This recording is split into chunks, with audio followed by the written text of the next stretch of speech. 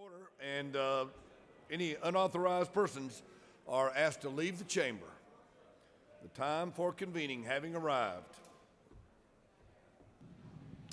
I would like to recognize the senator from the 56th. Mr. President, it's a beautiful day in the Georgia Capitol. And on this day in history, over a half century ago, Senator from the 53rd said his very first word. And ever since then, all over North Georgia, bacon has been on the menu. The journal's been read and found to be correct. Thank you, Senator. We call upon the senator from the 53rd for the reading of the journal. I've been had. Mr. President. Yes. You have a new haircut. Good morning. It's a wonderful day at our state capitol. A few moments in history. First off, the man from Dahlonega, at a young age, apparently misbehaved. His dad took his belt out, and ever since then, he wanted to be the whip.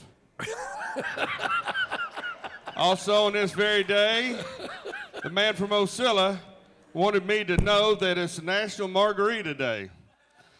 The journal's been read and found to be correct.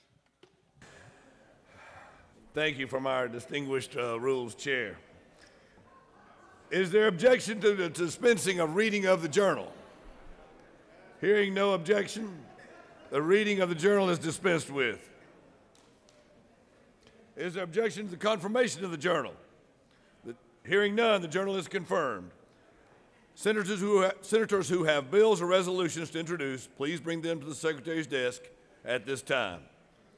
First reading of reference to the Senate bills and resolutions. Senate Bill 151 by Senator Burke of the 11th and others, a bill will be titled enactment Title 31 of the OCGA relating to health so as to provide for improvements in the state's health care system and coordination of state health-related Health and Human Services. Senate Bill 152 by Senator Albers of the 56th and others, a bill will be titled enactment Title 3 of the OCGA relating to alcoholic beverages so as to change certain limitations upon regulated industries. Senate Bill 153 by Senator Harper of the 7th and others, a bill we titled enactment Title 35 of the OCGA relating to law enforcement officers and agencies so as to provide for the comprehensive regulation of trauma scene cleanup services. Regulated industries. Senate Bill 154 by Senator Gooch of the 51st and others, a bill we titled enactment Code Section 451665 of the OCGA relating to the powers and duties of the Georgia Coroner's Training Council so as to provide for hearing complaints. Judiciary. Senate Bill 155 by Senators Cowser of the 46th and others, a bill with title enactment Article 1 of Chapter 12 of Title 51 of the OCGA relating to general provisions regarding damages so as to provide that in an action or recover damages from death or injury. Judiciary. Senate Bill 156 by Senator Martin of the 9th, the bill with title enactment Title 33 of the OCGA relating to insurance so as to provide for the insurance and labor. Senate Bill 157 by Senator Kennedy the 18th and others, a bill with title enactment Chapter 8 of Title 45 of the OCGA relating to accounting for public funds so as to specify when funds banking. Senate Bill 158 by Senator Strickland of the 17th and others, a bill with title enactment Titles 9, 15, 16, 17, and 41 of the OCGA relating to civil practice, courts, crimes, and judiciary. Offenses. Senate Bill 159 by Senator Gooch of the 51st and others, a bill with title enactment Title 40 of the OCGA relating to motor vehicles and traffic so as to provide for the operation of motorized mobility devices, provide for related matters. Public safety. Mr. President, that concludes the order.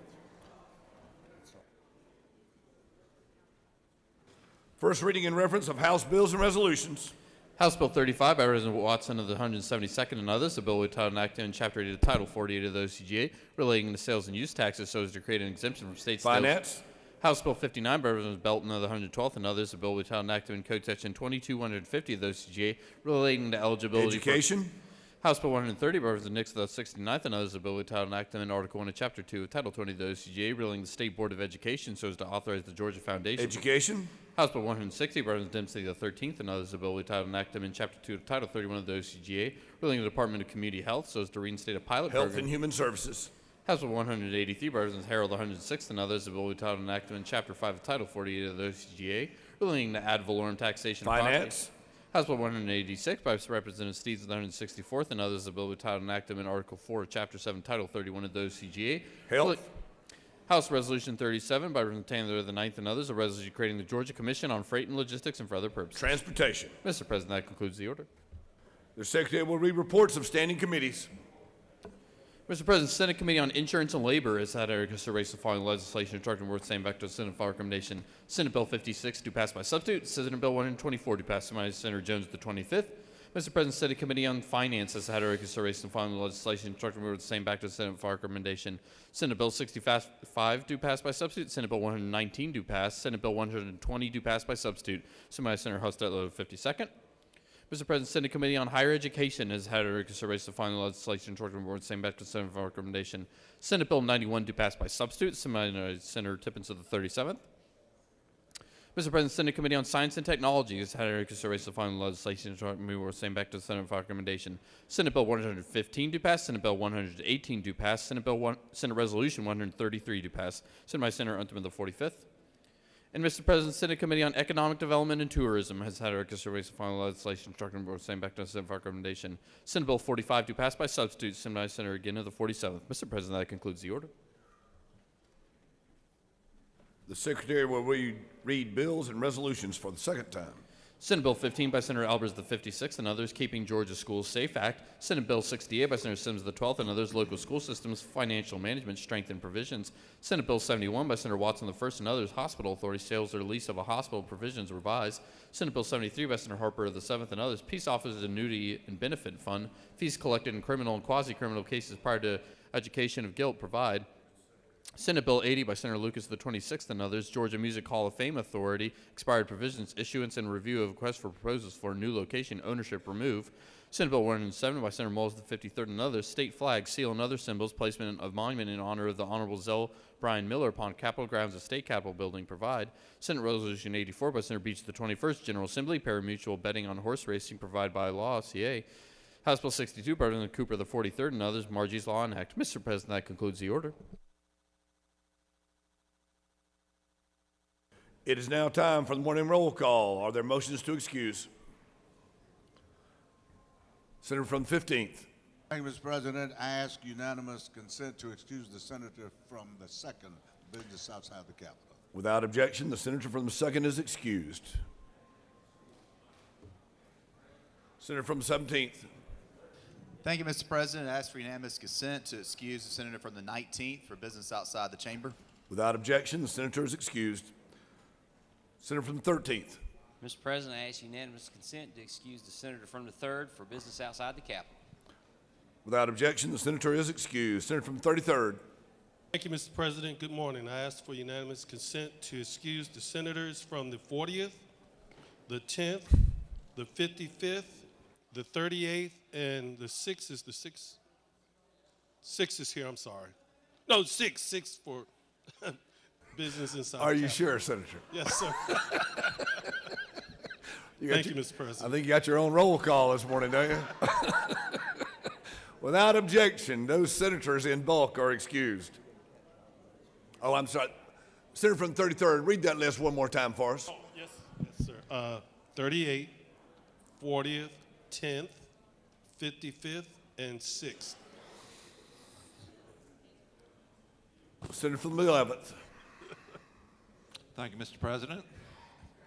Look forward to doing business with you today. Well, it's great to have the senator from the Bass Capital with us. Thank you, sir.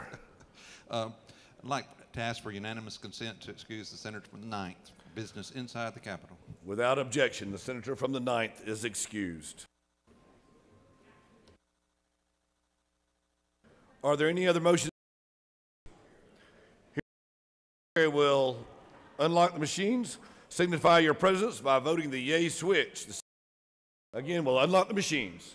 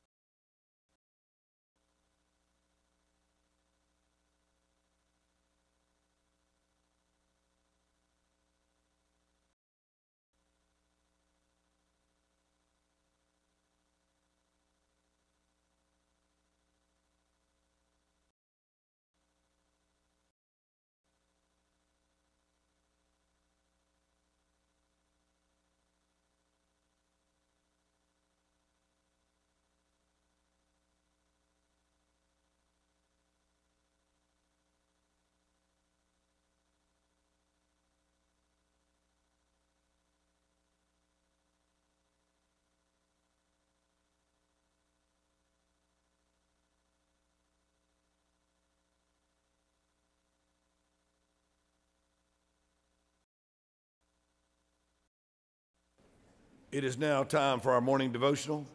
All senators, please take your seats and cease all audible conversation. Mr. Doorkeeper, if you would secure the doors. I'd like to recognize the senator from the 54th to lead us in the Pledge of Allegiance and introduce the chaplain of the day.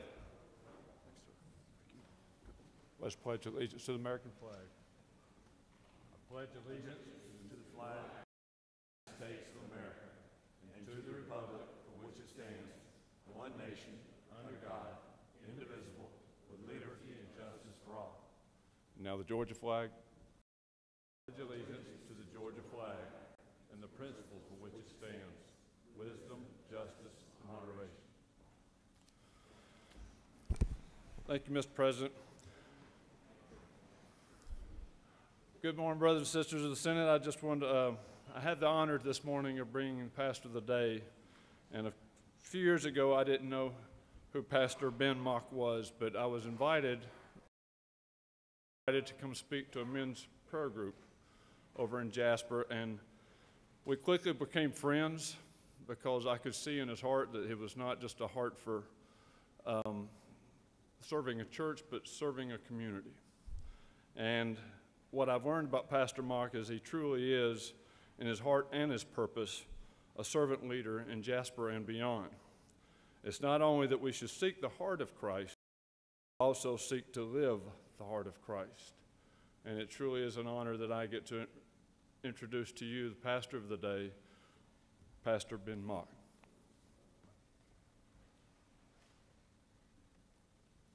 Thank you, Senator. Mr. President, and illustrious senators, and your staff or security persons. In a sacred repository in the heart of my hometown of Savannah is a document that dates back to the year of our Lord 1450. It is written on kosher deer skin. It barely survived the flames of the Spanish Inquisition, and it was spirited out of custodians, some 40 Sephardic and Ashkenazic refugees who stepped with it onto Yamacraw Bluff on July 11th, 1733. Every year on July 11th, the congregation there in Savannah, Mishke Israel, that Torah, which is the oldest in the Americas. It stands next to another Torah of almost equal antiquity, and a third, which was rescued from the Third Reich by the mighty 8th Airborne just a generation ago. Of all the words of the Pentateuch, a small portion were not written by the hand of Moses, but by the very finger of God, and in stone no less. The Decalogue, or the Ten Commandments as they're more commonly known, have served for some 3,500 years as the ultimate and absolute moral code for human behavior. They guide and empower us to maintain healthy relationships with our Creator, with our families, and with our fellow man. The Apostle Paul stated that the law is the schoolmaster to bring us to Christ. Our founding fathers here in America described them as the laws of nature and of nature's God, upon which our nation be established and preserved. Scripture abounds with divine promises of blessing upon those who observe God's commands and solemn curses on those who forsake them. We at our church are in a campaign of trying to get a copy of the Ten Commandments in all of the 11,000 plus homes of Pickens County, and more importantly, teach them to all children of our county, because they are a forgotten bit of knowledge. I commend this body for a law that you passed in 2012 recognizing the Ten Commandments as extracted from Exodus 20 as one of the vital documents that form the foundation of American law and government. And at this time, I would like, in representation of our Lieutenant Governor, the President of the Senate, to receive a small gift I brought, which is a copy of the Ten Commandments. Mr. President, please receive this from Mount Zion Baptist Church. I would be glad to receive it on behalf of the Lieutenant Governor. Thank you. We are having great success in teaching these to children who really, in many cases, have never heard them. And you are very educated people, far beyond the letters behind my name. But if you would like to know, and you'll see this later on the video, if you want to learn them, you can learn them on your fingers. And I also have something to give to the Lieutenant Governor because he has small children. We're getting out a little pamphlet that teaches you how to learn these on your fingers. Number 1, you shall have no other gods before me. Number 2, you shall make no graven images, nor bow down to them, nor serve them. Number 3, you shall not take the name of the Lord your God in vain. Number 4, remember the Lord's day to keep it holy. I love number 5, for you veterans out there. Honor your father and mother. Number 6, do not kill. Number 7, do not commit adultery. Marriage is for 2. Number 8 is do not steal, because you'll go to jail. Number 9 is do not bear false witness. This guy's talking about everybody else. Number 10, blow to human nature, do not covet. So at this time, let us pray. The Word of God says, you shall lay up these my words in your heart and in your soul, and bind them for a sign upon your hand, that they may be as frontlets between your eyes. And you shall teach them to your children, speaking of them when you sit in your house, and when you walk by the way, when you lie down, and when you rise up. And you shall write them on the doorpost of your house and upon your gates, that your days may be multiplied, and the days of your children, in the land of which the Lord swore to your fathers to give them as the days of heaven upon earth. Father, we come to you the only way possible, in the name, by the merit, and through the person of your beloved Son and our marvelous Savior, thanking you for another day in which your mercies are renewed in the lives of your children. I lift up to you the men and women of this body you've appointed as shields of the earth, to undo the heavy burdens of the oppressed and craft equitable and righteous mandates, that the good people of Georgia they serve might lead a peaceable and quiet life in all godliness and honesty. May they recognize and acknowledge that they hold their commission and authority under Christ and are accountable to him to make your work on earth their own. Help them to be obedient to your word, that they might learn and practice piety and virtue, that your favor and protection be upon them. May they not rely on the weak arm of flesh or reason with mere earthly faculties, but may they, by your Spirit, exercise the mind of Christ, who you have made for us wisdom and righteousness and sanctification and redemption. Protect them from the unique stresses and temptations their office brings, and grant their loved ones grace to bear the burden of their sacrifice and service. Bless them with health and strength from your hand. We know that special interest groups are loud and partisan pressures strong, but help the leaders in this room that they be courageous to follow your voice above all others and seek your pleasure before their own. I ask these things with thanksgiving in the name of the one who died for the sins of the world, the one with whom we all have to do, and the one who came that we might have life and have it in abundance. May we live as if his return will be today. Amen. Thank you.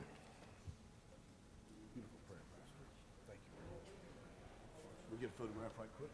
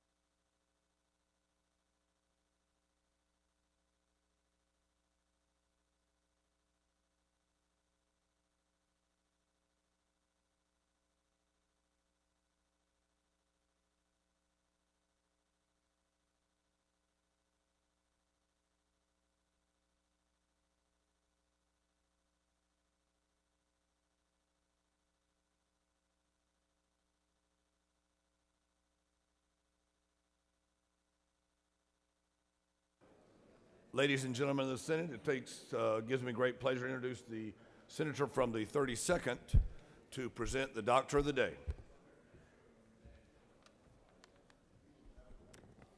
Thank you, Mr. Pro Tem. And members of the Senate, I'd like to introduce you to my friend, Dr. Stephen Kane. Dr. Kane is a magna cum laude graduate of the University of Utah and a graduate of the Baylor College of Medicine. He completed his orthopedic surgery residency at Carolinas Medical Center and sports medicine fellowship at Utah State University. He's held medical school appointments at the University of Texas, Marshall, and he served as the chief of sports medicine for University of Missouri. He currently chairs the orthopedic surgery residency at Atlanta Medical Center and directs the sports medicine program for the Atlanta Public School District. He is president-elect of the Georgia Orthopedic Society, and he does a great job teaching and mentoring young people, and is my personal friend, so please help me welcome Dr. Stephen Kane. Thank you. Thank you.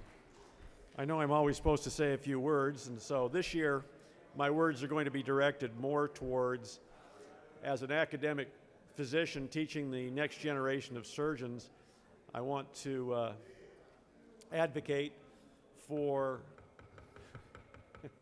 I just like to advocate for my biggest worry in academic medicine, and that is that I'm not sure we're getting the best and the brightest of our applicants nowadays. And I ask young people who decide not to go into medicine why, and they think that maybe the law, the government has gotten in between the doctor and the patient. And so I worry about that. And so my advice this year is, when we consider laws, make sure that we are looking forward towards keeping the patient-physician relationship sacred and to not influence unduly the relationship that we have. And as an academic physician teaching young minds and young physicians for 25 years, I think that's my biggest worry right now. I thank you for your work, and I appreciate being here. Dr. Kane, thank you very much for those comments.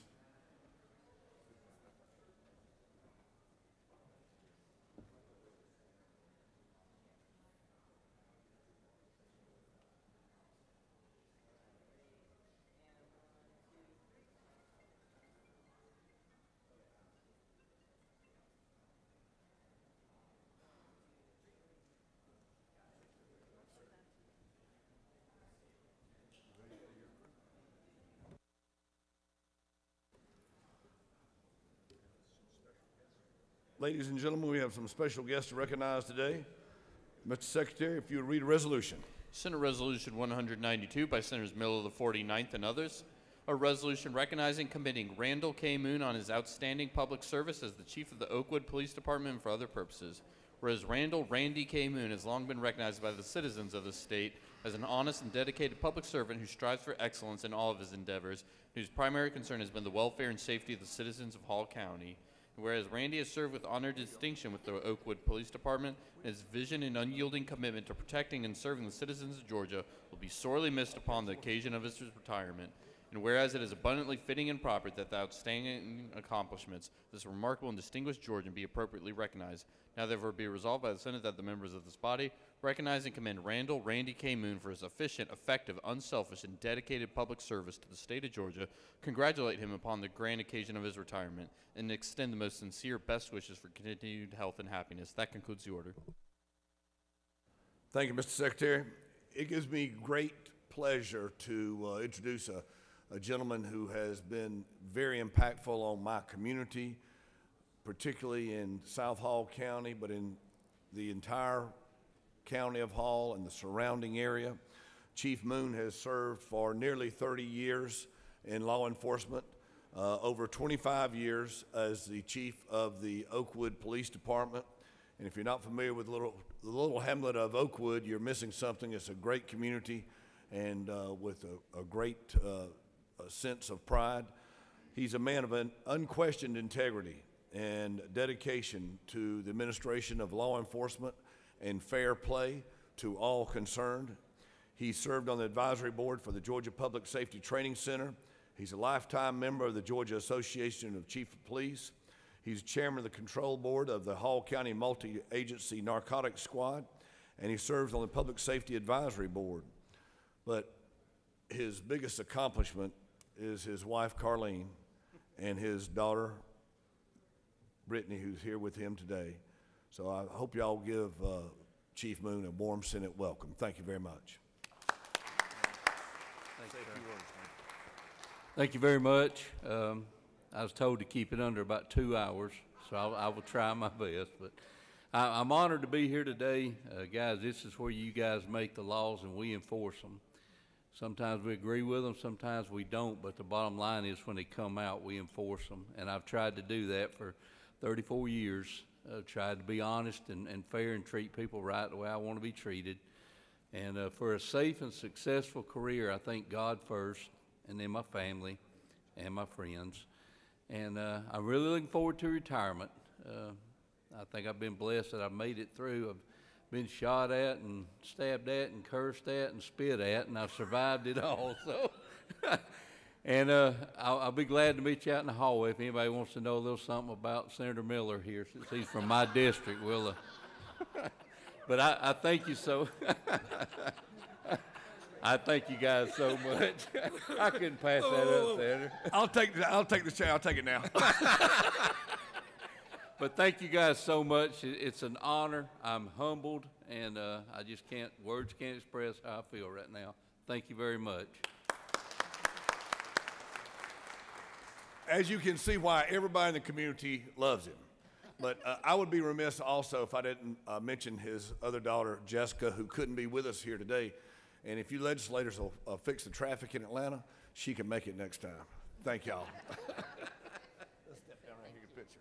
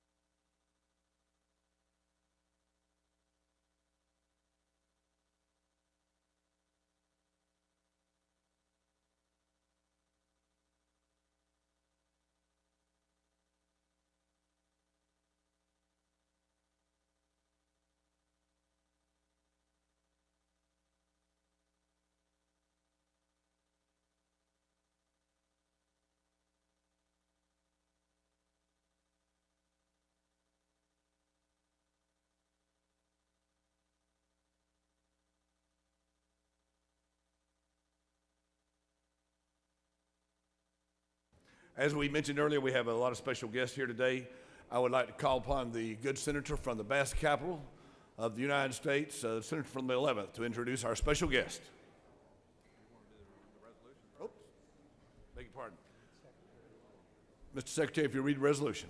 Senate Resolution 182 by Senators Burke of the 11th and others, a resolution committing the Bainbridge Bearcats football team from winning the 2018 GHSA 5A State Football Championship and for other purposes. Whereas the Bainbridge Bearcats football team has established and maintained a proud tradition of excellence with equal emphasis on character and academics. Whereas excellent play, superior teamwork, and extraordinary resilience made this team a spectacular one to observe throughout the season, and as a fitting finale to its remarkable 2018 campaign, the team captured its second state football championship. Now therefore be resolved by the Senate that the members of this body commend the Bainbridge Bearcats football team for winning the 2018 GHSA 5A State Football Championship and extend their most sincere best wishes for continued success. That concludes the order. At this time, I'll call upon the senator from the 11th. Thank you, Mr. President. The coach would tell you, practice makes us perfect, so, you get a few more reps in, you'll be able to do this.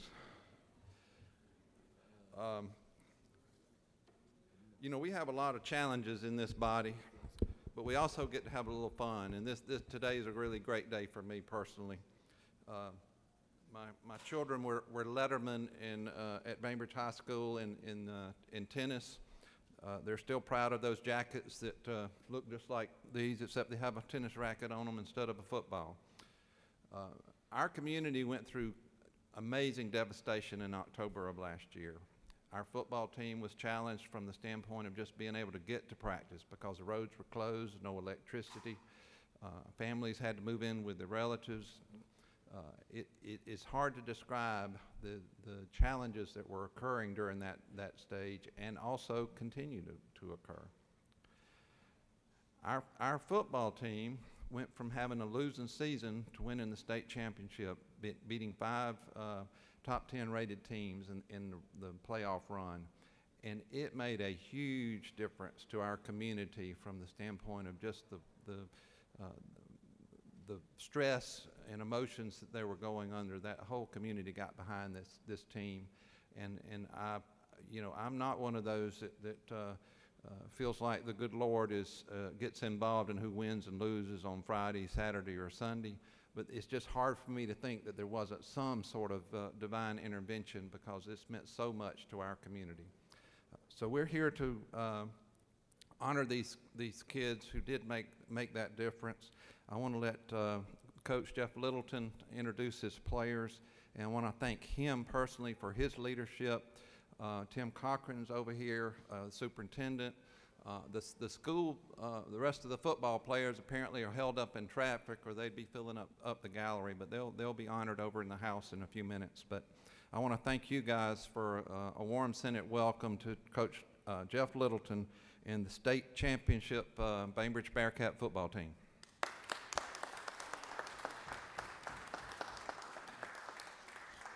Thank you, Senator Burke. On behalf of Bainbridge High School and Bainbridge, Georgia, I'd like to say that we are very humbled and very honored to be here, and we appreciate it very much. I would like to introduce our captains of our football team, who are all seniors and are a very instrumental part of our winning the state championship.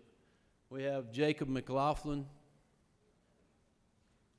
Randy Fillingame, Roman Harrison, and Bowen Dodson.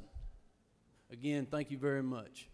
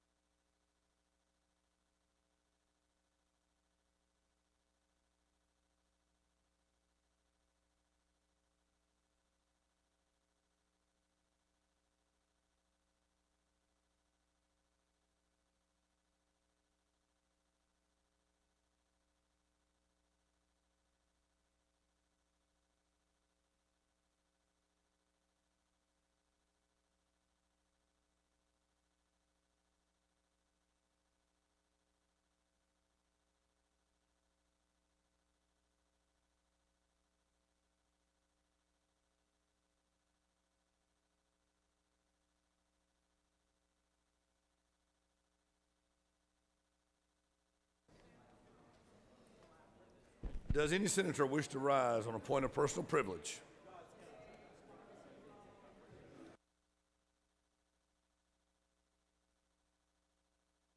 Seeing none, you have a consent calendar of privilege resolutions before you.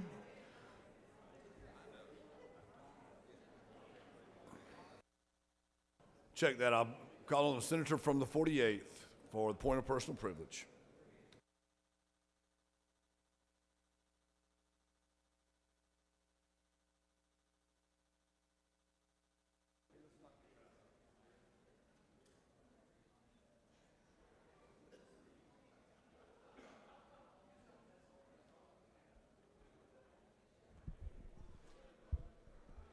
Thank you, Mr. President. This and every Black History Month, we are called upon to recognize, learn about, and honor selfless leaders in the African American history of our country.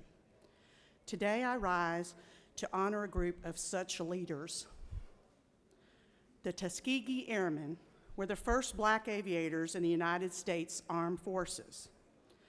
The 332nd Fighter Group and the 447th Bombardment Group of the U.S. Army Air Forces flew during World War II, completing 1,579 combat missions. The airmen were courageous soldiers and dedicated their lives to protecting our home, a nation that at times subjected them to painful racial discrimination.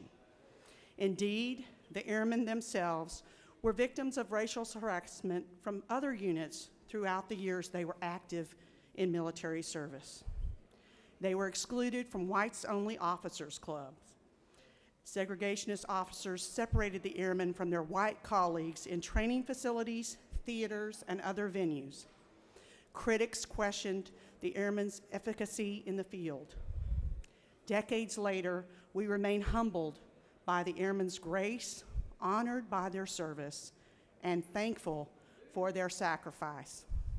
I will share with you that I stand today to mention the Tuskegee Airmen because as a young officer, I was able to meet with some of the airmen, and indeed, over the course of my life, I've had many encounters with those airmen, my last one being recently on the campaign trail, and every time I'm reinvigorated in my dedication to service to this nation.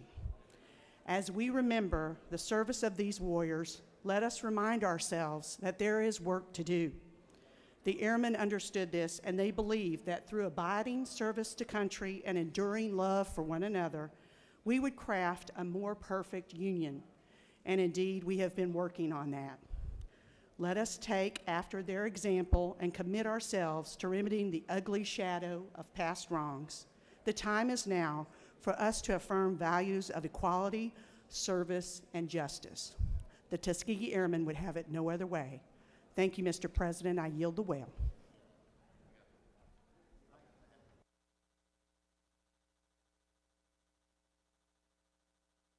Thank you, Senator. You have a consent calendar of privilege resolutions before you. Does any senator wish to remove a resolution of consent calendar? I beg your pardon, Senator Thompson.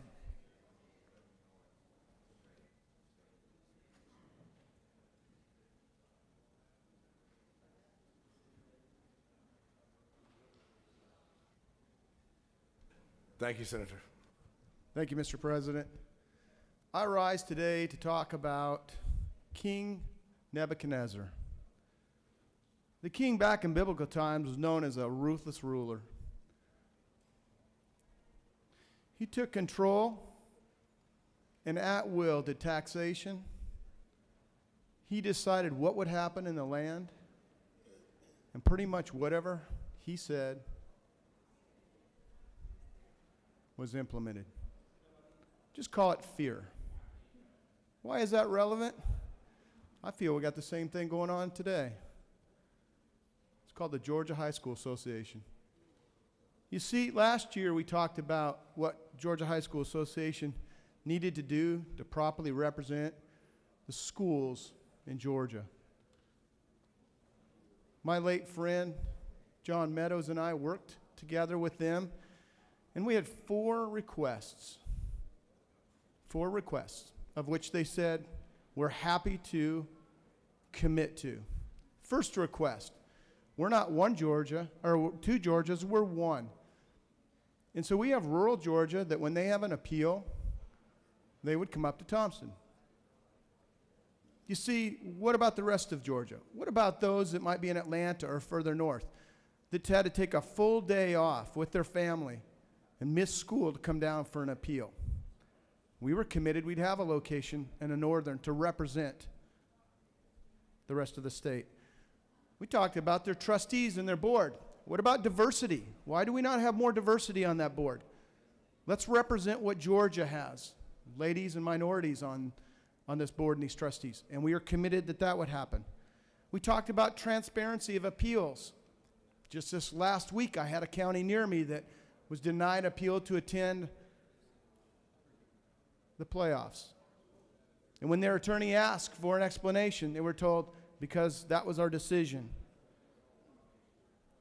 And now let's talk about coaches and umps. So you see there's a mandatory meeting where the coaches of all schools have to come to for GHSA. If they don't show up, they're penalized. Geez, just this last year, they all showed up, hundreds of them, only to find out the GHSA representative was not there. And so they all had to go back home and then come back once again. I wonder if the school got reimbursed for that. The answer would be no. Ladies and gentlemen, it is time for the Georgia High School Association to represent the people. In conclusion, we have schools right now that contacted me in the last few days that said we're looking at maybe having to abolish some of our athletic programs because it costs us because of our success. We can no longer afford the playoffs because GHSA has got millions in the bank, paying out bonuses, and yet our school is losing money when we make the playoffs because of the ticket prices. Yet last year we were told by their administration we would look at this and make sure it no longer costs the school money. The same schools are now looking at how do they make sure the teachers get their pay raises? How do we actually put safety programs in the schools? How do we make sure these teachers working their behinds off have the time and resources to educate? Once again, ladies and gentlemen, it's time the Georgia High School Association take note. We're the legislators. We represent the people that have elected us, and we intend to do that. And with that, Mr. President, I yield the well.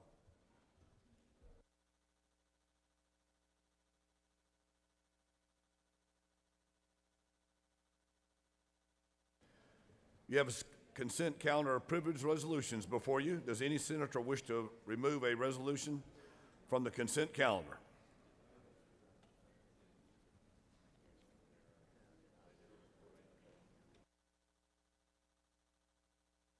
Is there objection to the adoption of the resolutions on the consent calendar? The chair hears none. The resolutions of the consent calendar are adopted. Are there any motions to withdraw or commit? Recognize Senator from the 56th. Mr. President, I'd ask unanimous consent that House Bill 186 be withdrawn from the Committee of Health and Human Services and be committed to the Committee on Finance to correct a clerical error. Thank you, Senator. Please read the caption. House Bill 186 by Representative Stevens of the 164th and others. A bill will be titled enactment Article 4 to Chapter 7, Title 31 of the OCGA, bringing into county and municipal hospital authorities so as to revise provisions relating to the sale or lease of a hospital by a hospital authority, to provide for conflicting interest transactions, to provide for the investment of funds by certain hospital authorities and for other purposes. That concludes the order. The senator has asked that House Bill 186 be withdrawn from the Committee on Health and Human Services and be committed to the Committee on Finance. Is there objection? Hearing no objection, the bill is in finance. We're moving to the rules calendar. The Secretary will read House Resolution 1. House Resolution 1 by Representative Ralston of the 7th and others, a resolution naming the forthcoming new state appellate judicial complex, the Nathan Gill Judicial Center, and for other purposes. Mr. President, that concludes the order.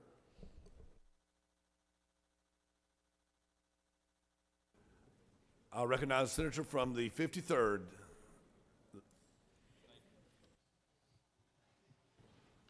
To speak to House Resolution 1.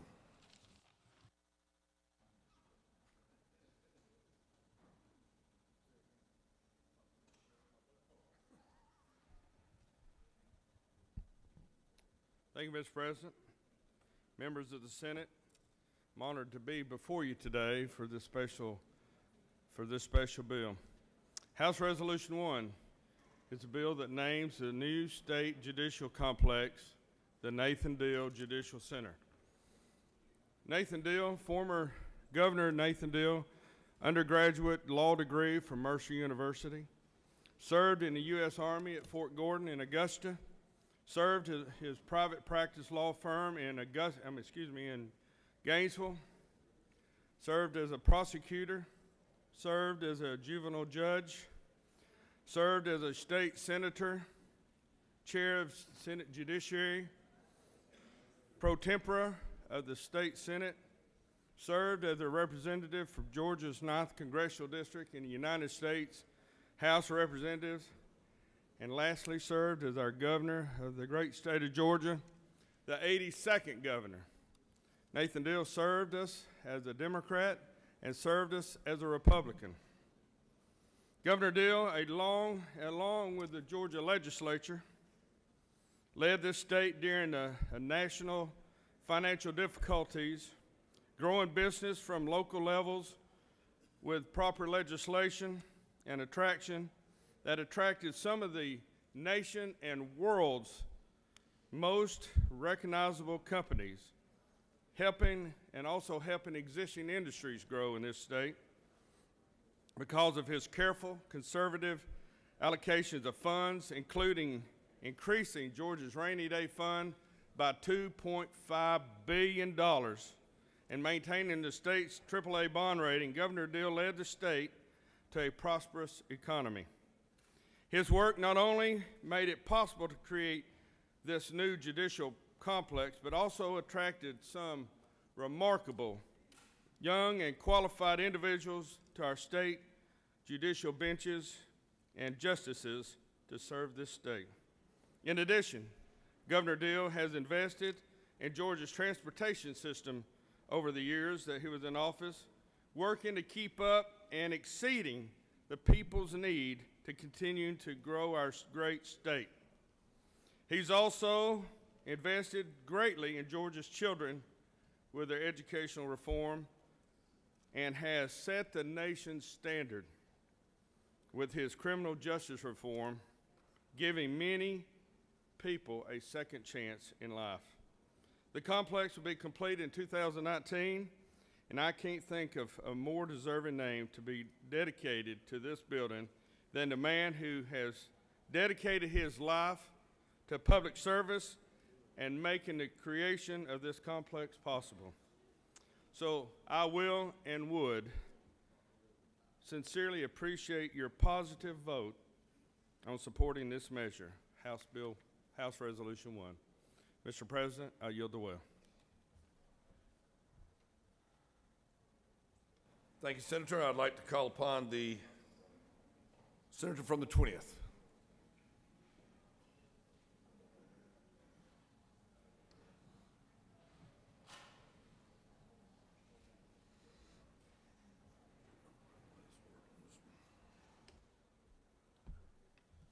Thank you, Mr. President. I rise this morning and in support of H.R. 1. I don't think there's a more appropriate way to recognize what a great servant leader Governor Deal has been to us than naming the judicial complex after him. He truly is a statesman, has given his life to serving our country and serving Georgia, from serving in the Army to serving in this body, serving in Congress, 8 years as governor, and he will go down in history as one of our greatest governors. We've been blessed in Georgia to have some really, really good leadership and good governors. My earliest recollection of a governor's race is when George Busby was running for governor, and I was about 9 years old, and just remember his slogan, he is a workhorse, not a show horse. And that just, as a young boy, that resonated with me, and I would say that's also a good way to describe Governor Deal. I think he was a workhorse and not a show horse. He'll go down in history for his criminal justice reform, for his economic development initiatives, for his workforce and education initiatives, and I had the distinct honor and privilege to serve as his administration floor leader for 2 years, and I just love he and Ms. Sanders so much, and hope you all will vote yes for H.R. 1. Thank you.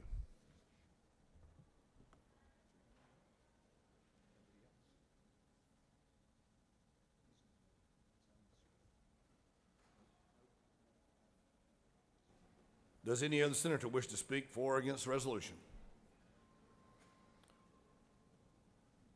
I'll take this opportunity for a point of personal privilege. I have known Nathan Deal as an attorney in Hall County. I've known him as a prosecutor. I've known him as a judge. I've known him as a United States congressman. I've known him as a Georgia state senator. But the most important thing I've known Nathan Deal as is a devoted husband and a loving father. I recall the first occasion that I met Nathan Deal, and I recall the character and the warmth and the humor that he shared with me on the occasion of our first meeting. And I also recognize that there are 10.5 million Georgians that have been affected by this man's life. Their lives have been affected by Nathan Deal, and of course by his wife Sandra Deal, and they are the yin and the yang if I've ever seen it. They are individuals who are caring and loving and giving, and I think everybody in this body understands when you run for public office, you become vulnerable, you become maybe a target, you become an opportunity for criticism. But I think that he has led this state, like many others, like his predecessors, led this state with honor and dignity and determination. And at this time, I should move on, but I'm not. I'm going to share that he's changed the trajectory of many young people's lives in a way that is Christian. It's forgiving. Only by the grace of God. We live in the greatest state in the country, and in the greatest country in the history of the world. And it's men and women like Nathan and Sandra Deal that help make that true today. I would urge each and every senator to carefully consider your vote and to vote yes.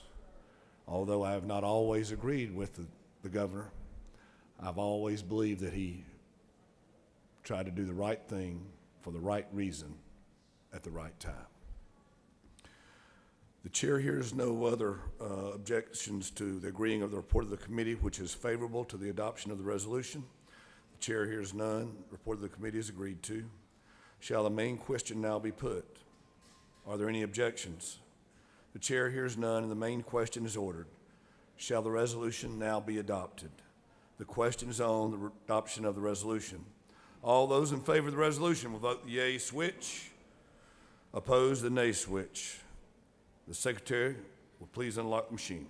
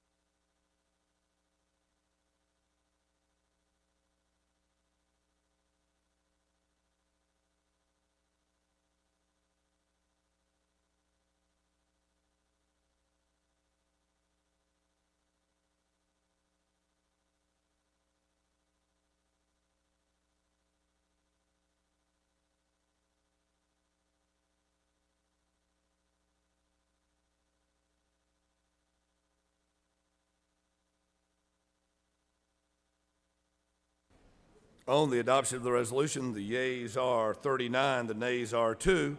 This resolution, having received the requisite constitutional majority, is therefore adopted. I have only one regret, and that I didn't get to vote. Moving on, we'll call Senate Bill 67. Please read the caption. Senate Bill 67 by Senator Burke of the 11th and others. A bill to title enactment, Part 10 of Article 6 of Chapter 2 of Title 20 of the OCGA relating to capital outlay funds for elementary and secondary education so as to provide for eligibility for regular funding, advanced funding, and low-wealth capital outlay funding for educational facilities that are extensively destroyed or damaged by a fire or natural disaster to concurrently repair, update, or replace the portion of any such facility that was not destroyed or damaged and for other purposes. Mr. President, that concludes the order. I recognize the senator from the 11th to speak to the bill.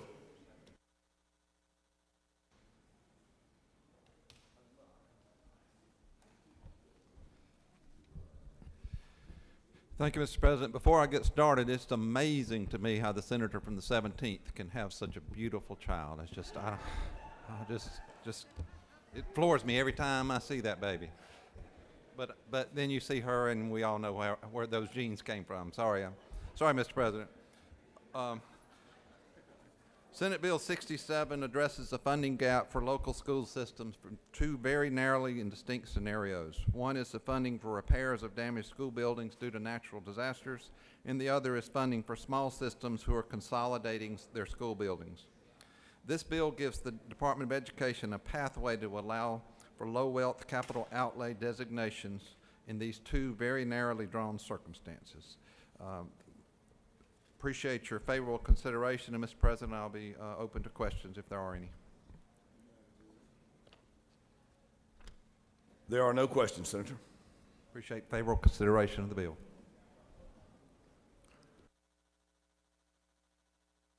Does any other senator wish to speak for or against the bill? The chair hears none. The previous question is now ordered. Is there objection to agreeing on the report of the committee, which is favorable to the passage of the bill? The chair hears none. The report of the committee is agreed to. Shall the main question now be put? Are there any questions? The chair hears none. The main question is ordered. Shall this bill be now passed? The question is on the passage of the bill. All those in favor of the bill will vote yea. Nay. Others opposed, vote nay. Secretary, unlock machines.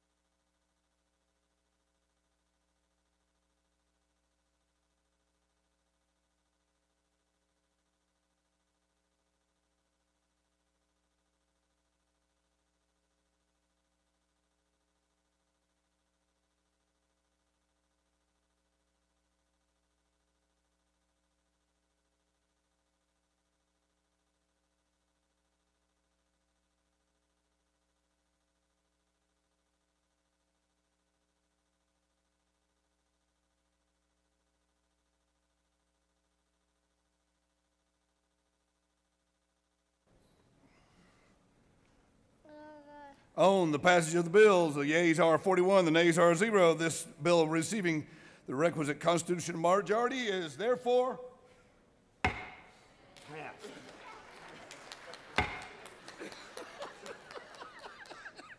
Oh, you can't make this stuff up. You can't. Gotta get back to him. Oh, man. Hey, bye-bye. Bye-bye.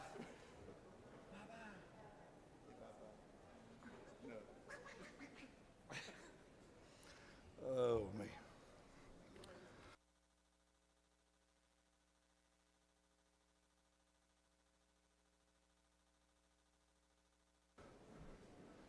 The Secretary will read Senate Bill 99. Senate Bill 99 by Senator Harper of the 7th and others, a bill titled enacting Code Section 2722 of the OCGA, relating to issuance and sale of hunting, fishing, and trapping licenses so as to provide that applications processed through the Department of Natural Resources online licensing system allow applicants to make an anatomical gift and for other purposes. Mr. President, that concludes the order. Call upon the senator from the 7th to present the bill. Thank you, Mr. President. Ladies and gentlemen, Senate Bill 99 simply allows you to decide if you want to be an organ donor when you buy a hunting or fishing license in Georgia, similar to the way you do whenever you get your driver's license. If there are no questions, Mr. President, I yield the will.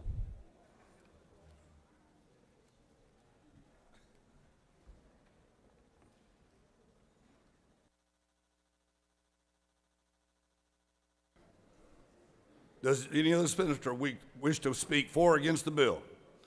The chair hears none. The previous question is ordered.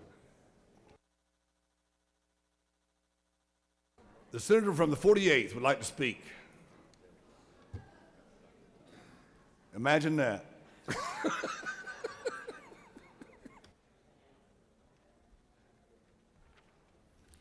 Thank you, Mr. President. I come to you today to speak in favor of Senate Bill 99. And I wanted to make sure to rise because I wanted to recognize that this is a bipartisan effort and that I appreciate the work of Chairman Harper of the 7th and those on our Natural Resources Committee in coming up with common sense legislation.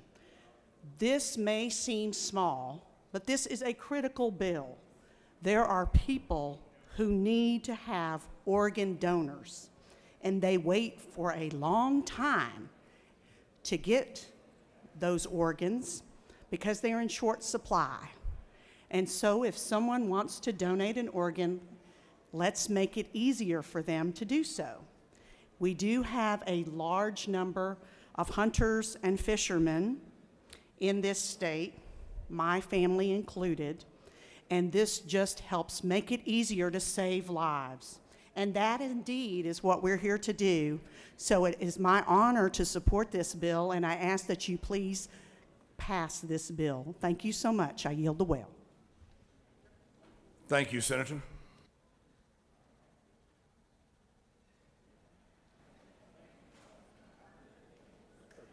Call upon the senator from the 36th. While the senator from the 36th is making her way to the well, I'd like to recognize a couple of special guests we have with us today.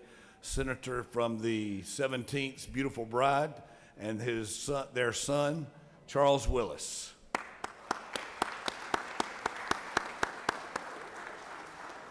Lindsay and Charles Willis, it's great to have y'all here today. Thank you for being here.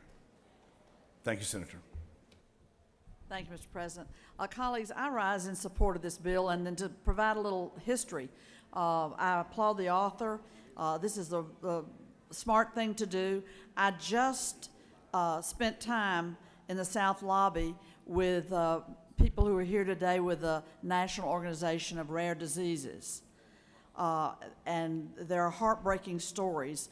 Your family, your extended family may have been spared, and in all likelihood have been spared of experiencing having a patient with a rare disease. We're hoping to move toward launching a rare disease council here in Georgia as we put all the pieces in place.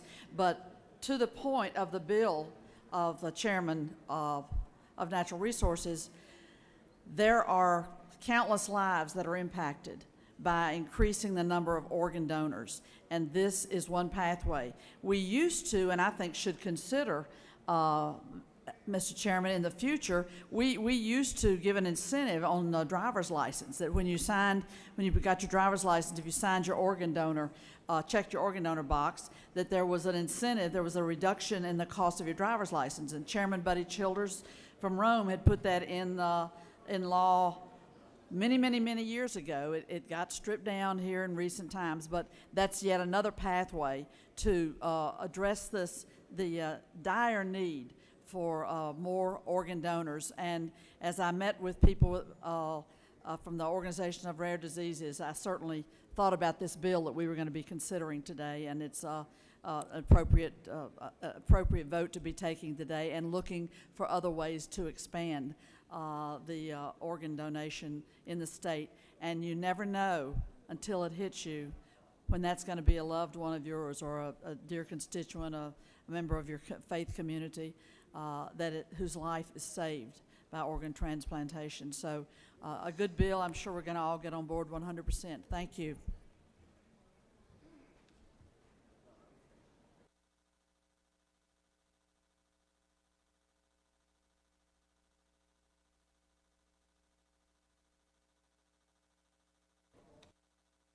Does any other senator wish to speak for or against the bill? The chair hears none, and the previous question is now ordered. Is there objection to the agreeing of the report of the committee which is favorable to the passage of the bill? The chair hears none. The report of the committee is agreed to. Shall the main question now be put? Are there objections? The chair hears none, and the main question is ordered. Shall the bill now pass? The question is on the passage of the bill. All those in favor will vote the yea switch. Those opposed will vote the nay switch. Mr. Secretary, if you would unlock the machines.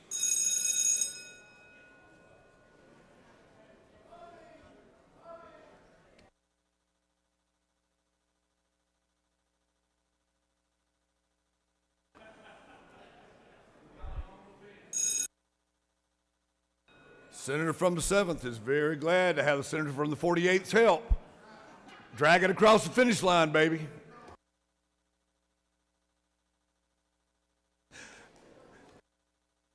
Recognize the senator from the 25th.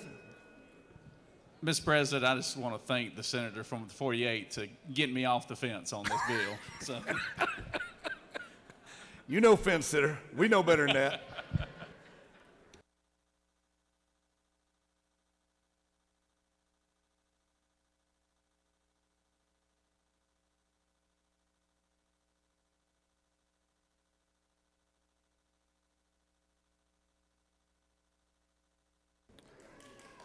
On the passage of the bill, yeas are 47, the nays are 0.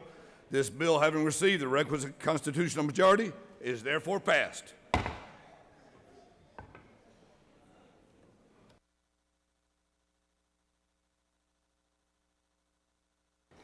Mr. Secretary, if you'll read the caption on Senate Bill 32. Senate Bill 32 by Senator Kirkpatrick of the 32nd and others, a bill will be titled enacted in Chapter 1 of Title 51 of the OCGA relating to general provisions relative to torts so as to provide for conditions upon immunity from civil liability in instances of rendering emergency care, to limit liability for property damage caused by the rescue or attempted rescue of animals locked in motor vehicles for the other purposes. Mr. President, Senate Committee on Special Judiciary offers the following subject to Senate Bill 32, a bill will be titled enacted in Chapter 1 of Title 51 of the OCGA relating to general provisions relative to torts so as to limit civil liability for property damage caused by the rescue or attempted rescue of animals locked in motor vehicles and for other purposes. Mr. President, that concludes the order.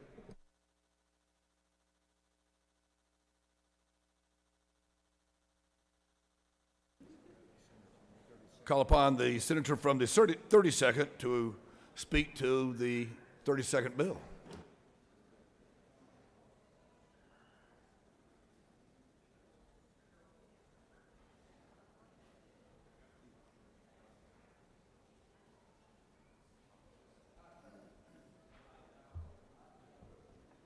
Thank you, Mr. Pro Tem.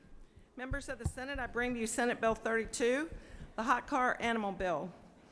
A few years ago, there was a tragic death of a toddler in a hot car that resulted in a change in our state law.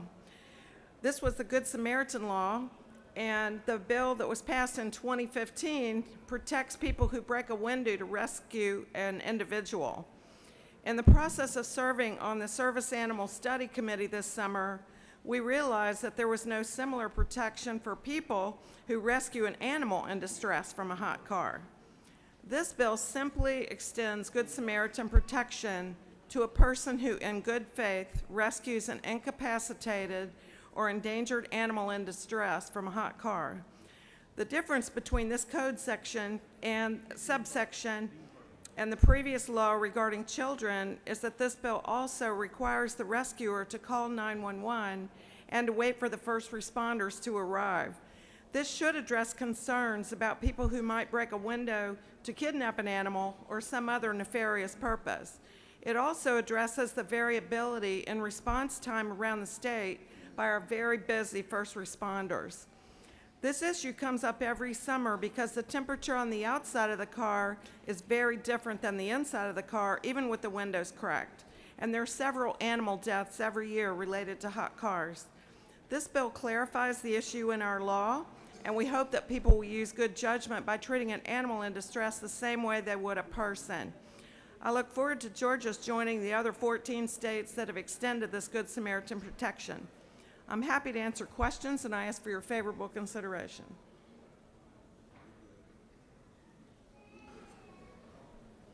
Senator from the 33rd is recognized for a question. Thank you, Mr. President. Will the senator yield? I'll yield. I just wanted to say I endorse this bill. I think it's a good bill. And isn't it true that Rin Tin Tin, Lassie, and the Varsity Restaurant have endorsed this bill? I'm sure the senator knows of what he speaks.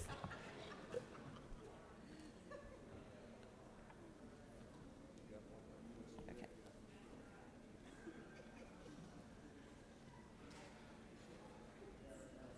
Senator from the 45th recognized for a question. Thank you, Mr. President. Would the chairwoman yield? I yield. Is it not true that in our study committee that we literally had hundreds and hundreds of advocates with the Georgia Pet Coalition who support this and are engaged in the debate and are very much in favor of this bill? Is that not true? That's absolutely true, along with many other organizations. Thank you very much, and we appreciate you carrying the bill.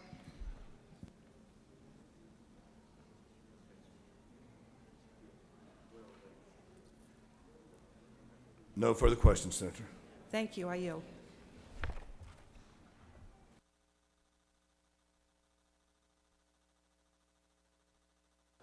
The questions on the adoption of the committee substitute. Is there objection to the adoption of the committee substitute? Hearing none, the committee substitute is adopted. Does any other senator wish to speak for or against the bill? The chair hears none. The previous question is now ordered. Is there objection to agreeing to the report of the committee, which is favorable to the passage of the bill?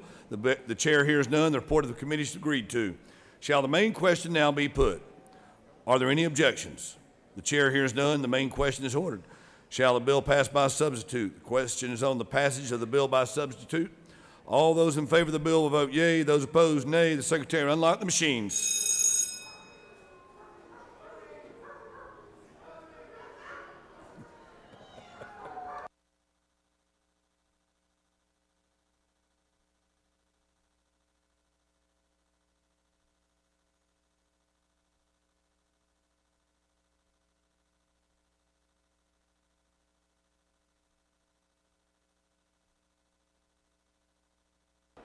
Ladies and gentlemen of the Senate, let's keep order.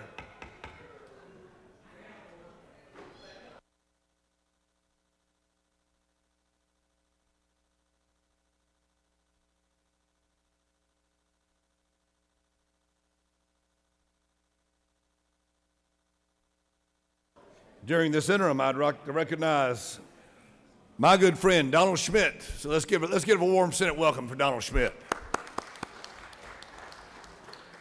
Good to have you in the Capitol today, Donald.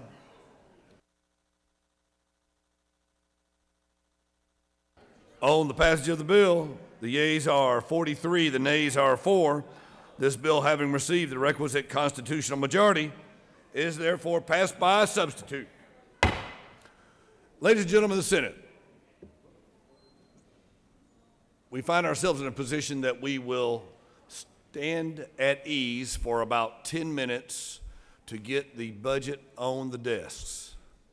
So we will stand at ease for 10 minutes. We will return here at 11:32. Everybody good with that? If there's no objection, we'll stand at ease. During that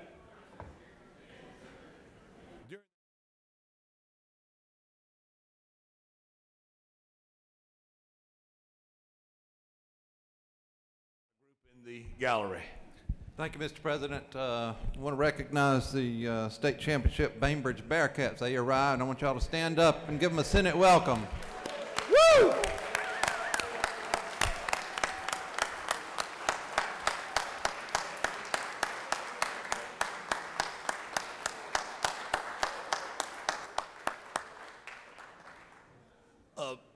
Thank you, all you folks from Bainbridge being here, particularly you ball players.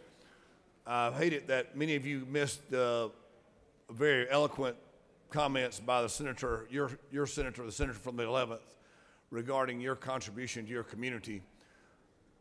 Young men and young women, a lot of what goes on in a school and in a community revolves around what happens on a Friday night. And you guys rose to the occasion on a Friday night. Theoretically on a Friday, it probably wasn't a Friday, it was a Saturday, I think. But you distinguished your community and you gave your community a great sense of hope and pride and determination. We salute you.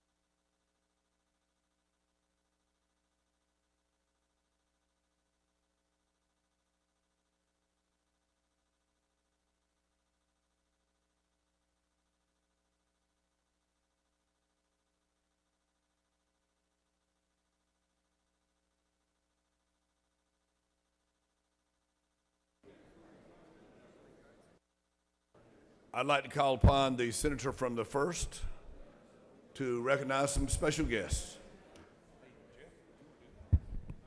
Thank you, Mr. President. I was told that I had some folks from Richmond Hill High School here today. If they would stand up, we'd love to recognize you. Thank you for making the trip, and we look forward to greeting you today. Thank you so much.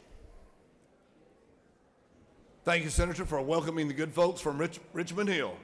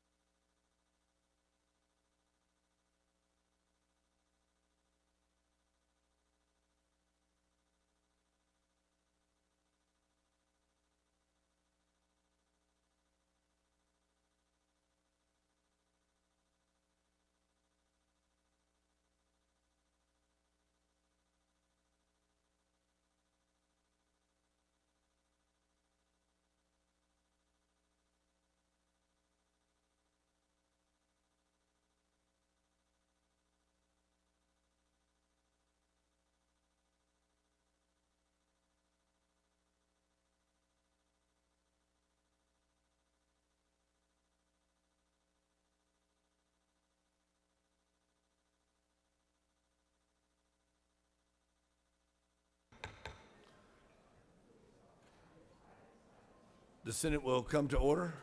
Senate will come to order. Ask all senators to take their seats. We'd ask all senators to take their seats and cease all audible conversation.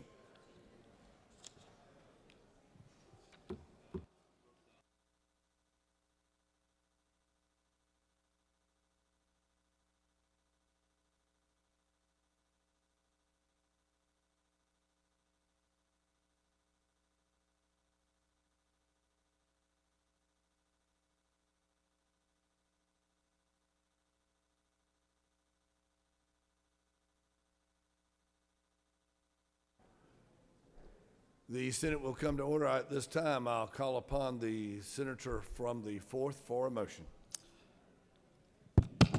Mr. President, I move the Senate agree to the House amendment to the Senate substitute to HB 30, and I'll take the well to explain. Read the caption.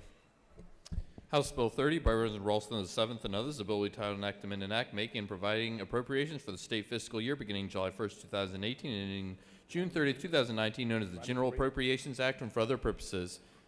Mr. President, the representative from the 116th offers the following amendment. Amend the Senate substitute to House Bill 30 by inserting the numbered section amounts appropriated thereof as contained in the attached document.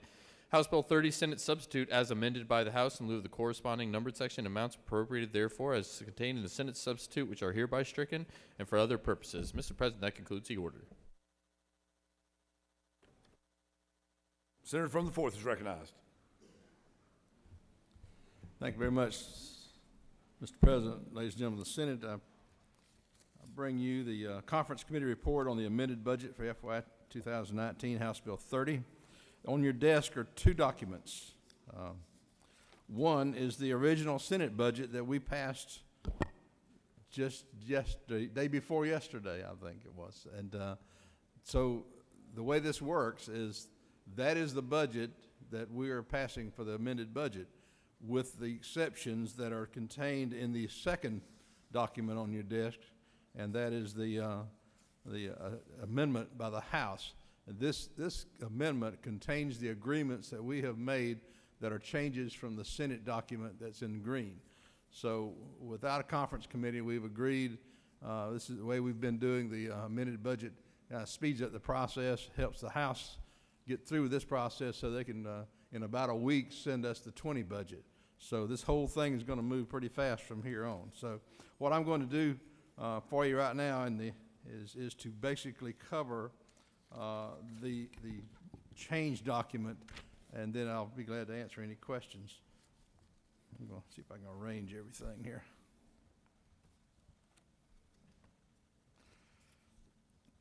So if you'll pull out your document, your change document, the first item is 1.1, Secretary of the Senate's office. These are maintenance costs that have to do with the new printers that we have, and ongoing maintenance costs that we've added to the amended budget. 3.1.2 is ancillary activities between the two between the two bodies. Several items that are covered under this. We agreed. The House put it in half, and the Senate put it in half. A total of 670, 176. Office of Legislative Counsel. This has to do with some raises that were given to existing legislative council members, totaling $87,000. In the Court of Appeals, we continue to as we add judges, the ones that live outside the 50-mile radius of Atlanta, according to legislation that we have passed, we pay a per diem for them for a certain number of days a year. So we had to add 481 for that. In the Council of Court Judges, basically it was a cut having to do with the family treatment centers. This was a cut that they could stand as well. In the statewide accounting office, this was a $100,000 spending level cut, 11.4.1, just a little bit of a haircut there. 13.7.1 in the Georgia Development Authority, we were able to find another $2 million for a grand total of $20 million that will be going to the Farmers Loan Program in Southwest Georgia. And those of you that heard some of the testimony of some of the impact that this is having down in that district just knows that this will literally save farming in that part of the state. So we were happy to find those additional funds and make that work. as well. 15.8.3 basically is a number all through the budget. You'll see cuts where, and we'll say hiring delayed. That's basically where we examine a position that was added or a position that was empty for several months, and our position that was not hired. We scoop up the savings from that. It's just a one-time savings. They'll be fully funded in the 20 budget if their their position will be filled. But you'll see that in several places throughout the budget where we took those savings in order to have some funds to fund other things. We restored the cut in 16.13.1 to the ATL authority. We assume that we believe that this has repercussions in 20 for the federal match that they have to have, and so we restored that cut. Going to the second page, I think. 17.1.5. This is the waiver language where we added $1.6 million. We added $600,000 in the Senate for the 1332 waiver. This is to hire the consultant to do that study. 17.1.8 is included above. We basically, those funds are included in the item above there. 70.4.2 is the Champions for Children program. And in the end, what we did is we fully funded the last quarter of this fiscal year, and our language puts in there that we will fully fund the entire program in the 20 budget. But we only needed a quarter of the year, so we didn't need the $500,000 for this for the rest of 19, but we'll be putting that in 20. So 17.4.3 is the $2 million that the senator from the 11th added to help hospitals that were closed and under duress during the storm. There's a list of about 10 hospitals. I'll be glad to show you that list. This is based on number of beds and on the time that they were closed without services. It's just a small amount of assistance to help these hospitals pay some fixed costs. 70.4.4 is basically a zero on the Health Coordination and Innovation Council cut. 17.7.8 is basically a lower projection of $588,264. 70.8.1 in Medicaid is basically a reduction. When it got time to balance, we needed a little bit of help, and we took it out of that account there. 70.8.4, we were able to replace state general funds with tobacco funds, which is always a good thing to do, and it's the appropriate use of those tobacco funds. 70.12.3, there was one fellowship in the Georgia Board for Physician Workforce that was unused, so we took that $100,000 as a one-time cut. It's fully funded in 20. 19.6.2 and in the Department of Corrections, it's just a $100,000 cut based on the trending of their expenditures, and they could accept that cut. 24.1.2 is another one of the actual start dates generating some funds that we were able to take and use other places. 24.1.4 is replacing a boiler in a canning plant in Brooks County. That will help a young farmer program get up and running down in Brooks County. 24.12.2, we went to a new position on the partial funding of data storage devices. This having to do with the longitudinal data storage for the Department of Education.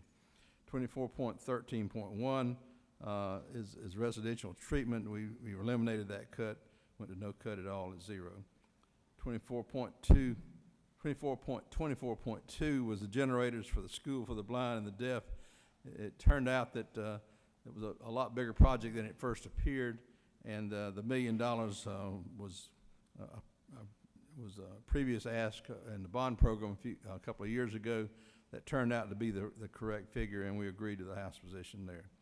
24.24.3, another one of delayed start generating some funds for us, one-time funds as well.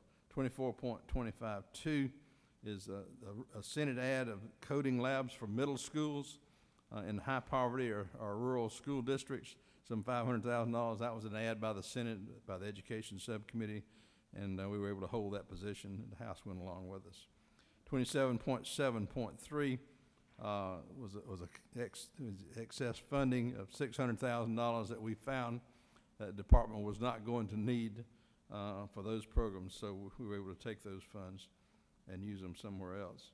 28.6.5 was a pilot program for at-risk children that was an initiative by the Senate, and we were able to hold that with using existing funds to fund that pilot program. Something that's very popular in our body is 2810-2, which is $250,000 to the Meals on Wheels program, and there is a larger addition in the governor's 2020 budget, so the waiting list will be reduced by the $250,000 will be used to reduce the waiting list in the final quarter of this fiscal year. Those that start receiving meals then will continue receiving them under the new funding in the 20 budget. So this just starts folks getting off the waiting list a little bit earlier, so we appreciate that. 29.5.5 use existing funds in the Department of Insurance to fund a fraud investigator. 30.1.2 is the redesign or a design of a new facility in the Rome GBI office. We restored that cut and restored those funds to do that design. 30.3.3 is equipment for the lab, for the new positions of 5 scientists and 1 lab technician to reduce the backlog at the crime lab for the GBI.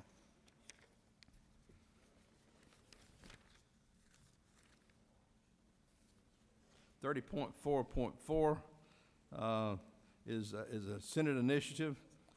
See Something, Send Something, the program by the senator from the 56th that came out of his committee.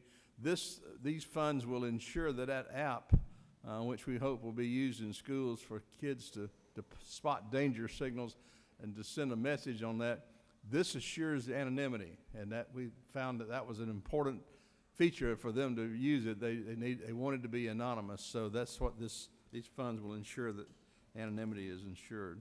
31.1.2 is basically a reduction in services based on their ability, their funding and the trending of their expenditures, a cut of $351,899. It had to do with the opening of the Cadwell RYDC and the fact that it opened a good bit later in the fiscal year in November, and those funds that were saved from July to November we've used in other places.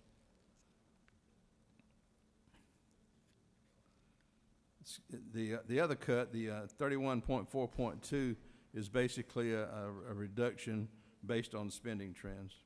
37.1.2 basically replaces computers for the Public Defender's Council. 37.2.2, you'll see a few entries in here where the House and Senate went along with helping departments that had a problem in paying the leave time for retiring individuals. It's a little bit of a discussion going on now is exactly what our state policy is on that, and I think you'll hear more about that as time goes by. But we did opt to pay that for certain ones, and then public defenders were one of the ones that we agreed to pay that for. 38.4.2 is another delay in implementation that we were able to scoop up those savings. 38.7.2 was an FMAP adjustment. FMAP stands for the federal match for Medicaid. There was an adjustment in those funds that generated us $247,231. In the Department of Public Safety, 39.1.2, we did not pay the leave payout there. We felt like they had the funds in their budget that were available to make that payout. 39.4.2, we did come back and hold the Senate position to fund the equipment for the 20 additional service positions, including 10 canine handlers for the criminal interdiction unit. So we felt like that was important to do. 39.4.3, we did hold the position of funding the equipment for the 50-person trooper school. We feel like it's important to continue to provide troopers, especially within light of the retirements that we're seeing as well. 39.4.6, $615,000 is basically an adjustment that we feel like that their budget can stand. 39.5.2, we told them to pay their existing leave out of existing funds.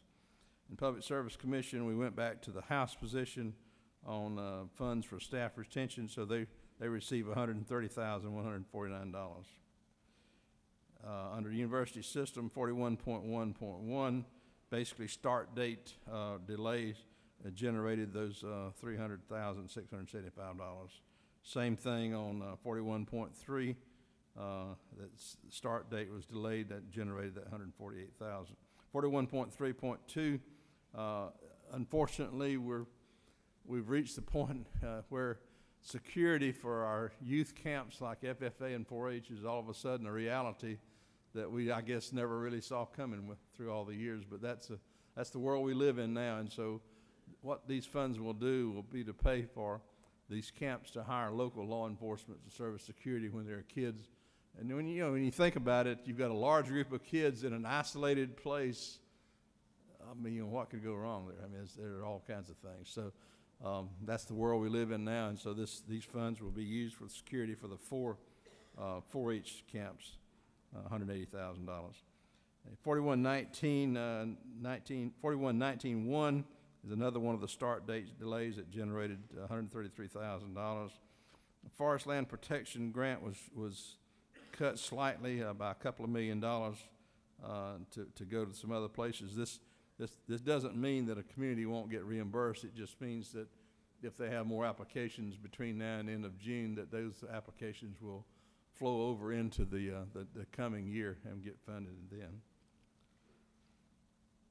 42.5.1 had to do with the revised projection on the local tax officials' retirement amount. We were able to generate $1.1 million there. 4210.2, we provided the Department of Revenue enough funds on the integrated tax solution system to get them through the fiscal year, the end of this year, and enough funds they can encumber to get through the next 6 or 7 months of next year. And then when we come into session at the end, in January of next year, we'll see where they are and see if they need additional funds, and we can appropriate them in the amended next year. Last page. 44.1.2 is under student finance. Basically, we see a changes to lottery funds. We've always used the administration of the HOPE and the other grant programs that are lottery funded. We've always funded the administration out of lottery funds as well. This particular section of administrative costs was previously paid by federal funds. Those federal funds have gone away. The proposal at first was to use state funds to fund those expenses. Well, to make it consistent, we have shifted those to be paid by the lottery. It's about $40 million altogether, which is not enough to make any big difference, but it is consistent. The way the law is written, if we ever start paying state funds for anything, we cannot supplant it then with lottery funds. So to keep everything consistent, we've switched those payouts to be lottery funds. On this next item, 44.1.3, on technology, the same thing. The technology that supports the lottery-funded programs has been being paid out of lottery funds, and we will continue to do that.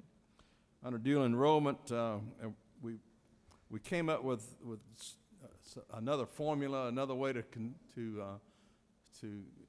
constitute the need for dual enrollment. Pick the low number out of the three options that we had. And that's how we came up with the $1.669 million for dual enrollment. As you know, there's a bill will be introduced here shortly that's going to bring some reforms to the dual enrollment. So you're going to hear a lot about that between now and the end of the session. Under the HOPE grant, that's basically a 44.7.1 and 44.16.1 are both for TEG are both just true ups. They're just truing up the amount of funding to the amount of students who need to be whose colleges need to be funded for the demand of those two items. So basically, we match up what the numbers are at this in the amended budget. And the last item is proposed by the senator from the 51st. It has to do with language that will ask DOT to do a study of the needs of the road and bridge needs in our state parks and just the driveways in and out of our school properties that school buses travel on. And then once we see what the need is statewide, then we'll start trying to figure out how to fund it. But we hope DOT will be our partner in this, and we think that's a far-reaching initiative by the senator from the 51st. Mr. President, those are the changes to the Senate version of the budget, House Bill 30. Be happy to attempt to answer any questions. Recognize the senator from the 26th for a question. Mr. Chairman, was the chairman here. Let me ask you a question. On the $1.6 million to hire the consultant to basically do the waiver, as I understand the law, the 1115 procedure under CMS, we won't know what the waiver looks like until the comment period, which goes for 60 days once it is submitted by the state. And what I'm asking is, do we have any idea as to what the governor might ask for on exemptions or anything in the waiver? Since we don't have a bill and the only thing we're doing is giving the governor the authority to go and ask for the waiver, since the General Assembly took that power away from the governor. I probably can't give you a good answer on that question, Senator. I don't have the information to give you. In fact, I haven't even read the newspaper on what the governor said in his announcement the other day. What I would presume is going to happen is that a consultant will offer up options and costs to go along with those options, and then the governor, with input, I would very much presume from the legislature, will pick options based on what we can afford to do. But now that's Jack Hill's answer. I don't know that that's correct or not.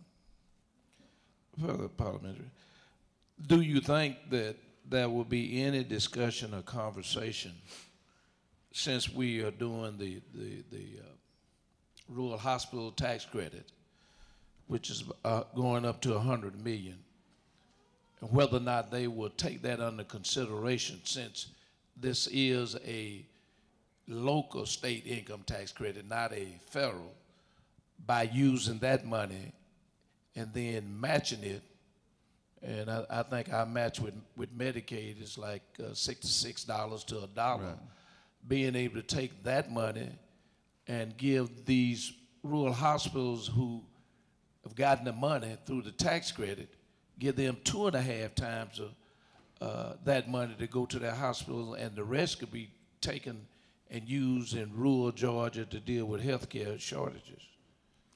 Well, I'm venturing into unknown waters right now, because I would hasten to warn you that I don't know a lot about what I'm fixing to say. But what I think, from what I know of Medicaid, is it's based on usage, based on individuals. It doesn't compensate facilities as much as it does for services rendered to individuals. So I don't know whether that's possible to do what you said, but what I would advise you to do, and what I would suggest that you do, is to put that in writing in a letter to the governor and to the letter to DCH commissioner, and raise that issue with them as the process moves along, and see if you can get some input into it.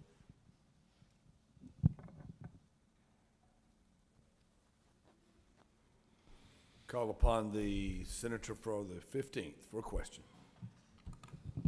Thank you, Mr. President. Senator Yield. Yes, sir. Senator, just a question regarding the lottery funding, I think 4471. Just for my clarity, I didn't quite understand, perhaps I didn't hear correctly, the 1.9 million that was cut.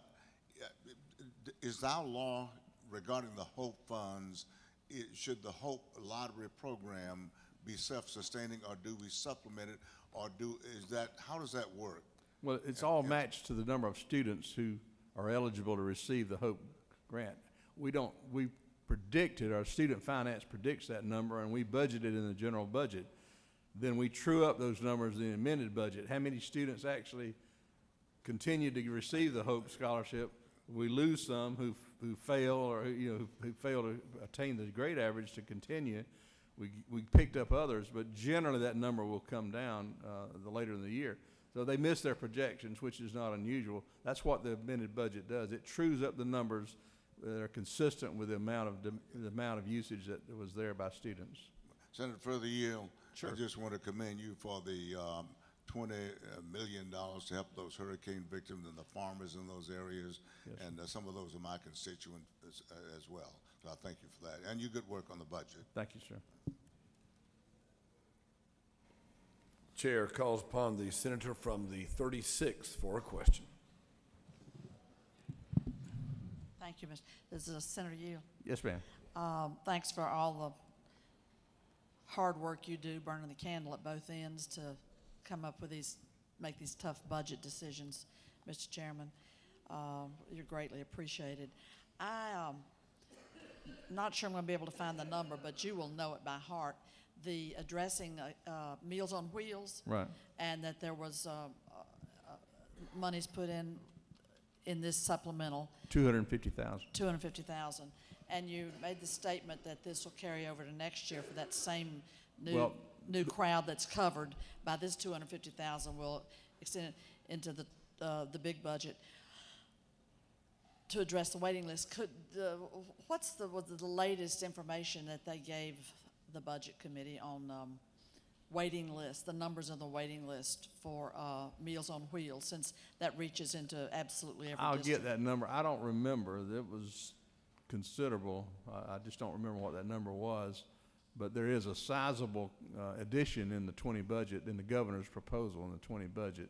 How much that will reduce the waiting list, I'm not sure, to be honest with you. But so the big budget, the budget coming from the governor, yes, will have an increase, yes, and that is, and it would be in addition to whatever we've done as we close out this budget year.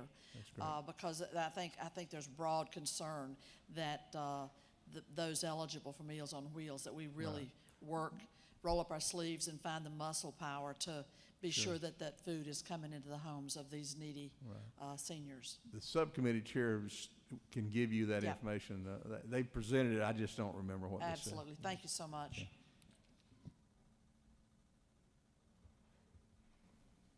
The chair recognizes the senator from the 41st. Senator Yield. Certainly. Senator, going back to the senator from the 15th question on the lottery funding, could you just clarify for me, even though we have a pool of money collected through lottery sales, do we appropriate that money every year? So you were saying we were making the estimate of how many students and how much Hope funds are there. Does that process, those monies still go through the General Assembly? Yes. So those monies that are added are in that Hope Lottery Trust Fund there that we also put in the budget. Those aren't other general funds from other tax revenue sources. No, they're separate, but in student finance, you'll find the appropriations for all of the scholarship programs, both state funds and lottery funded, but they come up with projections every year for that year, and then we true them up in the amended budget. But yes, we do appropriate the funds for pre-K, for the Hope Grant and the Hope Scholarship through this budgeting process. And at present, do the Hope Grant and pre-K, are they funded by the receipts from the Georgia Lottery, or do we supplement them with very many, or do you have any idea what the status is of whether they're supplemented and by how much general funds? My understanding is we basically, the Hope-funded programs stand on their own. They're not supplemented by state funds. That was my understanding. Thank you, Senator, for clarifying that. Yes, sir. Number two, we talked about the $1.6 million for consultants, and I believe it was $1,600,000, and then later $600,000 were added. How did that addition, or how was this amount derived at? Did the governor's office come to you and say, we've looked at what people are charging and we don't think $1 million's enough? Did they have a specific contract, that they discussed with people and couldn't get what they wanted? how did they come to you, and what did they say to make you feel they needed another 600,000? My memory of it is that it came out of the subcommittee, and it was because of the 1332 waiver being added to it. And the amount of money, I believe, came out of the subcommittee. So I was not present at the meeting, and I don't know how they arrived at that figure, but that's the figure we were given that was needed to fund the 1332 waiver. Thank you. And if you further yield, just for probably one more question, did they state, or is there a contract already in the process? Do they know who they're picking to do the consulting work for these waivers, or will there be an RFP or some administrative procedure in selecting those entities that do our waiver preparation? You know, are they already selected, or do they know who they plan to get, or is there another process and they don't really have any idea? I just don't have that information, Senator. I'm sorry. Thank you, Senator.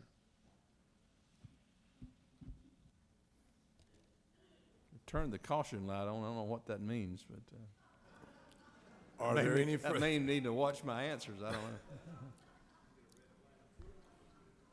Maybe a penalty flag. Yeah. Are there any other questions? Hearing none. Is there anyone else that would like to speak to the bill as the senator concludes? No further questions? Mr. President, I urge your adoption of the conference committee report. I think there are some really good things in here for the people of Georgia. We're going to finish this budget and get to work on the 20 budget, and I look forward to working with all of you in that process. Thank you very much. Any other senator wish to speak to the bill? Hearing none, the senator has moved to agree to the House amendment to Senate substitution to HB 30. All those in favor vote yea switch. Those opposed vote nay switch. Mr. Secretary, if you unlock the machines.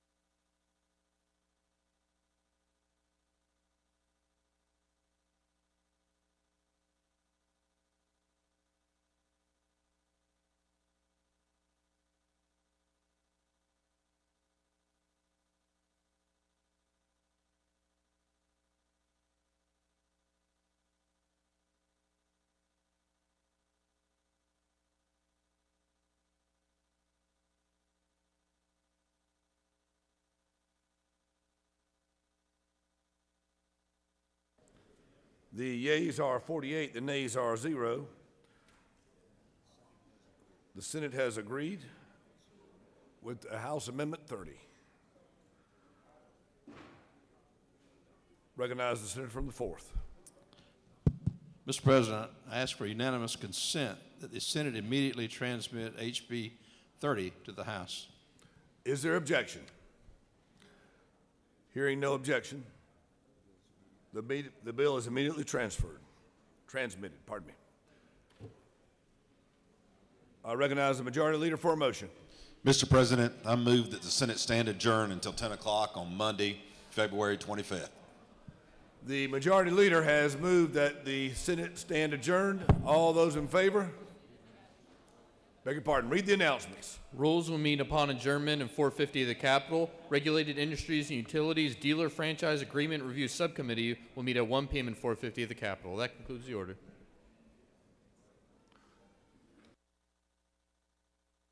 Say again. I move that the majority leader has moved that the Senate stand adjourned until 10 o'clock on Monday, the February 25th, 2019. All those in favor say yea. All those opposed say nay. The yeas clearly have it. We stand adjourned.